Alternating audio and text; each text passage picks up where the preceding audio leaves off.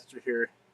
It's been a long time since I've done a video for this channel, so I figured do something a little bit different this time for my next video. So anybody that knows me is probably knowledgeable and aware that I'm a huge Hellblazer, John Constantine, and Vertigo comics in general fan. I've been so for many years. Not particularly Hellblazer, because actually Hellblazer is only a recent acquisition of my likings that I've made, because it wasn't until a year ago I bought Original Sins, which is the first Hellblazer trade from the original series. And I don't know what took me so long to get into Hellblazer, but I think it was I just wasn't interested in another Vertigo comic, because I was already into like Invisibles and just Swamp Thing. You know, well, Swamp Thing wasn't originally a Vertigo comic, or it's not. It was reprinted under Vertigo, but you know, I got into a lot of the Alan Moore stuff and so forth. But I don't know why I didn't get into Hellblazer. I can't really think of the reason why it took me so long. But once I did, I was hooked, and I keep buying the trade paperbacks so I find them used and so forth. But anyway, what had happened with DC Vertigo is the one of the main editor, Karen Berger, left. I believe it was 2013, and since then, I don't think DC Comics in general has been the same since. And they've been trying to since Hellblazer actually ended issue 300. They've been trying to reboot it numerous times. I guess this is the latest one, and this is, I don't even know what the Rebirth thing is with DC. I haven't really kept track. I'm really, I'm actually going more towards Image Comics and some of their stuff. I know there's The Walking Dead, but there's other stuff, that label has too, that I'm checking out. So anyways, this is about the first issue of this new Hellblazer series, which honestly, it's not half bad at times, but I wasn't prepared for a lot of the stuff that was in this issue, and it just doesn't have the right feel to me to have that kind of the feeling that you read when you read the best John Constantine stories. I call him Constantine and Constantine, kind of alternate between the two. Of course, he says in his comic to pronounce it Constantine. So this one, I really just thought it just is missing something that really, and for one, I mean, they tried to, with DC Comics in general, they've just rebooted everything and redone all this shit, and made it, these different Earths and parallel universes and stuff so many times now that's just like, mainstream comics in general, not mainstream independent comics, but the two big labels, I just have a hard time reading now. And I've loved DC over Marvel for years, and Vertigo was my favorite, but I also liked a lot of the mainstream DC stuff. I mean, I've liked Batman quite a bit, and Dark Knight, all the Dark Knight stuff that came out in the 80s and the 90s that I bought in trade paperbacks later and stuff. So I've liked a lot of the DC stuff over the years, and I think DC overall has some of the best characters. Now, as far as Marvel, my favorite has always been the X-Men and related stuff, and I'm not really a big fan of the Marvel movies, but I do like the X-Men movies. But anyways, I'm digressing. So I picked this one up recently, and I was also looking at some of the other series that are out with John Constantine in them, like Constantine the Hellblazer, and I think there was one other one. So nevertheless, they keep trying to do new series with this character.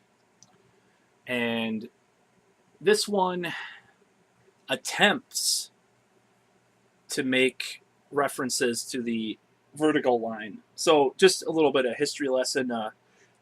Hellblazer, or John Constantine, he actually is now part of the mainstream Marvel universe rather than the Vertigo universe. So Vertigo occasionally crossed over into the mainstream DC universe, but not very much. So even if there might be one issue that references a superhero in the original Hellblazer graphic, Hellblazer comic, which ran from, I believe, 88 through 2013. Even if there was one, maybe one off issue that has some, subtle reference to some superhero or something, for the most part, you get the impression reading it that there are no real superheroes in this universe that he inhabits necessarily. There's a lot of darkness, and it's just kind of him battling the supernatural and his own inner struggles, and that's what really appeals to me about it. It's a lot more realistic, the original series at least, than a lot of. I mean, it's not realistic, but I would say it's less about the mainstream superheroes and all that shit. I just I really identify with it as far as the character, and as far as his angst and a lot of his struggles and a lot of his beliefs and just the way that he carries himself. I mean, it's my favorite comic book character, I will admit.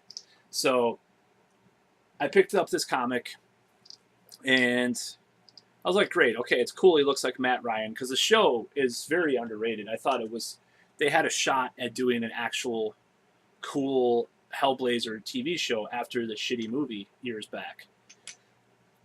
Not that it's a totally shitty movie, but Keanu Reeves is not John Constantine.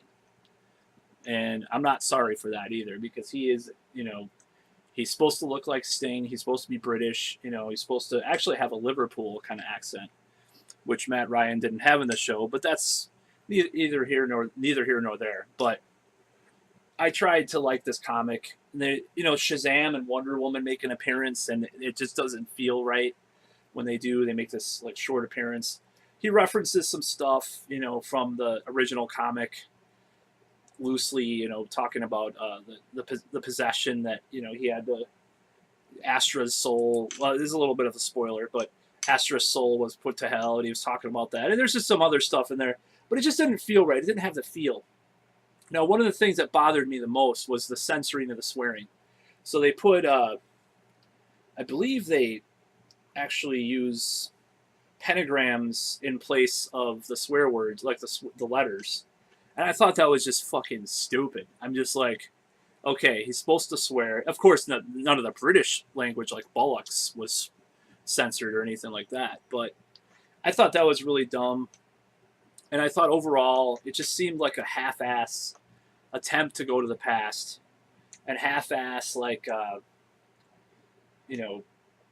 half-ass way of refreshing the character. But it almost reminds me of, for people that are considerably knowledgeable to heavy metal genre, it reminds me of this band Queensryche. They had Operation Mindcrime in the 80s, and then they did Operation Mindcrime 2.